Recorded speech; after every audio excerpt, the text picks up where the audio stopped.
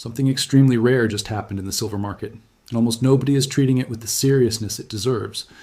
In more than half a century of modern trading history, silver has only produced this type of price behavior 2 times before. Not 3 times, not 5 times, exactly 2. And now for the 3rd time in 52 years, the same signal has appeared again. When something happens this infrequently, it is never random, it is never accidental, and it is never meaningless. In January 2026, silver gained roughly 65% in a single month. That number alone should immediately raise alarms. Silver is not a tech stock. It does not move like crypto. It is one of the deepest, most manipulated, most tightly controlled commodity markets on Earth. A 65% monthly move in silver is not normal price discovery. It is a structural event. To understand why this matters so much, you need to understand how rare this is. Since the early 1970s, silver has only recorded a monthly gain of this magnitude in February 1974 and December 1979. That's it. 2 data points in over 5 decades. Every other rally, no matter how impressive it looked at the time, did not come close to this level of acceleration. This matters because markets leave fingerprints. And when the same fingerprint appears again, history doesn't repeat exactly, but it does rhyme in very uncomfortable ways. What makes this even more dangerous is that this move didn't happen in isolation. Silver is now up roughly 270% year over year. That is not the behavior of a stable uptrend. That is the behavior of a market transitioning into a parabolic phase. And parabolic phases are where investors stop thinking in probabilities and start thinking in absolutes.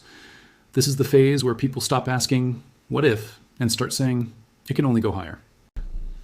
This is where rational analysis gets replaced with emotional certainty.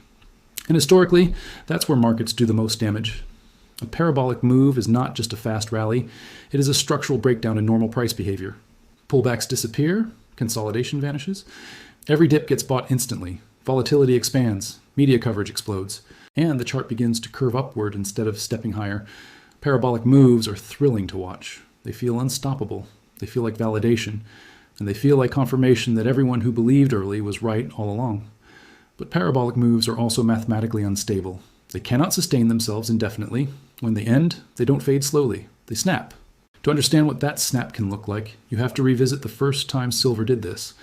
In December 1979, silver surged more than 65% in 1 month. Inflation was out of control. The US dollar was collapsing in real terms. Trust in central banks was evaporating. Sound familiar? At the same time, 2 wealthy investors were aggressively cornering the silver market, accumulating massive amounts of physical metal in futures contracts. Silver became the trade. It dominated headlines. It dominated conversation. Everyone suddenly became an expert. Price targets grew more extreme by the day. $50 was no longer the top. It was just a stepping stone. Then January 1980 arrived and silver surged again. Another massive gain. Momentum went vertical. And then, almost overnight, everything reversed. The exchange changed rules. Margin requirements exploded. Liquidity vanished. Prices collapsed with terrifying speed. What followed was not a healthy correction. It was a historic destruction of capital. And what's more important is what happened after. Silver did not recover quickly. It entered a multi-decade stagnation where that $50 level became an unbreakable psychological ceiling for nearly 45 years. That is one possible outcome when a 65% monthly silver move appears. But it is not the only one. The second time silver produced a 65% monthly gain was in February 1974. And on the surface, the setup looked almost identical. Inflation was rising, monetary confidence was weak. The dollar was under pressure following the collapse of the gold standard. Investors were searching for protection. Silver exploded higher in a single month, triggering the same excitement, the same fear of missing out, and the same belief that a new era had begun. But this time, the aftermath was very different. Instead of crashing, silver stalled. It didn't collapse, it didn't explode, it simply stopped moving. For nearly 5 years, silver went sideways. It drifted higher, then lower, then higher again, but made no meaningful progress. It was volatile enough to frustrate traders, but stagnant enough to destroy enthusiasm. Media attention disappeared. Public interest faded. Investors slowly gave up, not because they were scared, but because they were bored. This is one of the most overlooked lessons in market history. Not all pain comes from crashes. Some pain comes from time, and time is often more destructive than price declines because it erodes conviction quietly. During that 5-year period, silver looked dead. Other assets outperformed. Opportunities elsewhere looked more exciting, and most people abandoned the trade entirely. Then, slowly, without warning, the consolidation ended. Silver broke out again in the late 1970s and entered the parabolic phase that eventually led to the 1979 blow-off top. The people who endured 5 years of boredom were rewarded massively. The people who chased the final phase were destroyed. Same initial signal, same 65% month, radically different paths. This is why the current moment is so dangerous and so important. Right now, we're standing at a fork in the road that has only appeared twice before. One path leads to euphoric blow-off and violent collapse. The other leads to years of grinding consolidation before an even larger move later, and the market will not tell you which one it chooses in advance. There are clues, though. The speed of the current rally resembles 1979 more than 1974. The level of retail participation, online excitement, and extreme price forecasts all lean toward a late-stage acceleration. The macro environment, rising distrust in currencies, persistent inflation pressures, geopolitical instability, also aligns more closely with the late 70s than the mid-70s. That does not guarantee a crash. Markets are probabilistic, not deterministic, but probabilities matter. If silver continues accelerating, there's a critical zone that demands attention.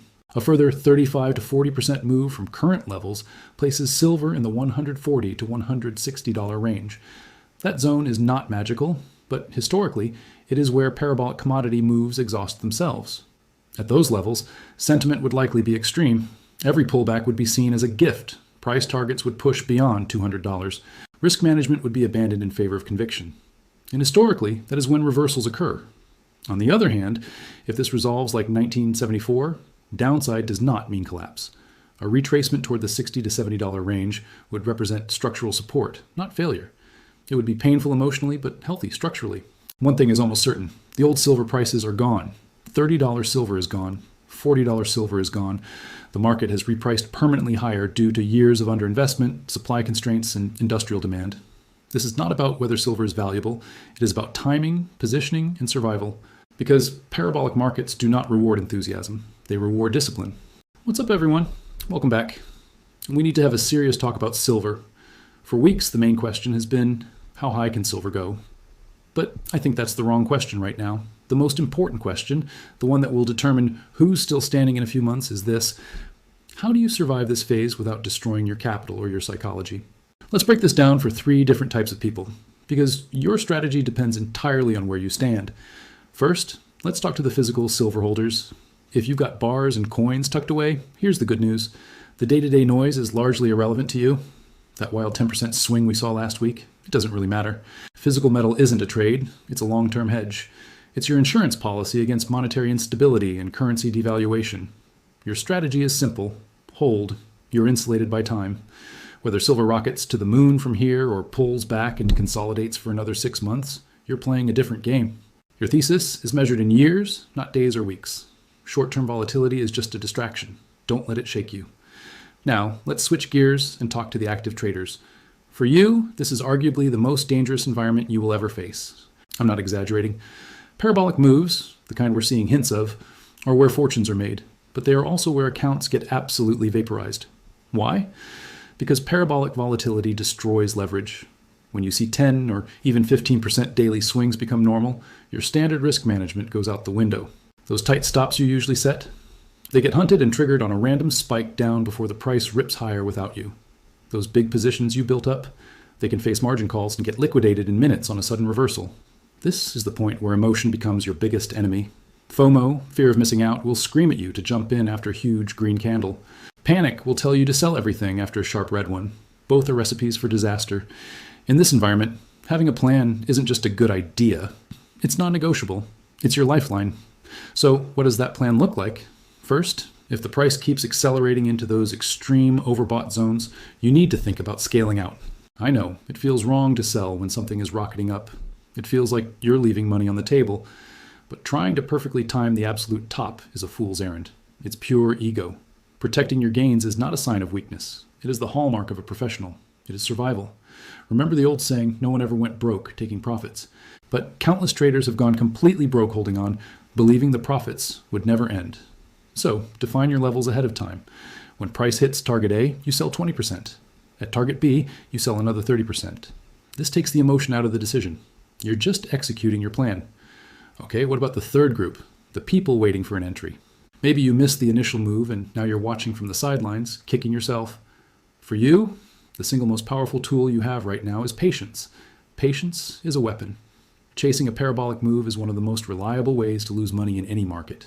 History shows this time and time again. You buy at the very peak of excitement right before the rug gets pulled. So what do? You wait. Whether this market has a sharp crash or a long, slow consolidation, better opportunities almost always appear after the initial wave of volatility resets. Let the market come to you. You are in a position of power because your capital is safe. Don't squander that advantage by making an emotional all-in decision because you feel like you're being left behind. The markets will still be here tomorrow, and next week, and next year. Your capital, however, is a finite resource. Protect it fiercely. Starting small and slow when the time is right will always beat going all in on a whim. Right now, as we all watch this incredible market action unfold, there are really three paths people will take. The first group will ignore history, get swept up in the hype, and chase every emotional high and low. They're likely to get burned. The second group will be paralyzed by fear and uncertainty. They'll freeze and do nothing, missing both the risks and the opportunities. And then there's the third group. This group will plan, adapt, and actively manage their risk. They understand that they can't control the market, but they can control their own actions. Only one of those three groups survives and thrives in volatile markets consistently. It's the one that prepares. The market doesn't care about your beliefs. It doesn't care about the narratives on Twitter or the headlines in the news, and it certainly doesn't care how deep your conviction is. The market is a ruthless mechanism that rewards preparation and mercilessly punishes certainty and emotional reactions. To put this all into perspective, this is only the third time in the last 52 years that silver has produced this kind of powerful technical signal. The other two times were in 1974 and 1979. What happens next will be historic. It will define portfolios and change financial futures. But more importantly, it will test your psychology, your discipline, and your process. So stay disciplined, stay informed, and above all, do not let emotion decide your financial future. Make a plan and stick to it. I'm curious to hear your thoughts on all of this. If you'd like me to do a similar deep dive on gold and its current setup next, just comment gold down below. And let me know which path you think silver is on, the 1974 consolidation or the 1979 parabolic blow-off. I read every single comment. Thanks for watching, and I'll see you in the next one.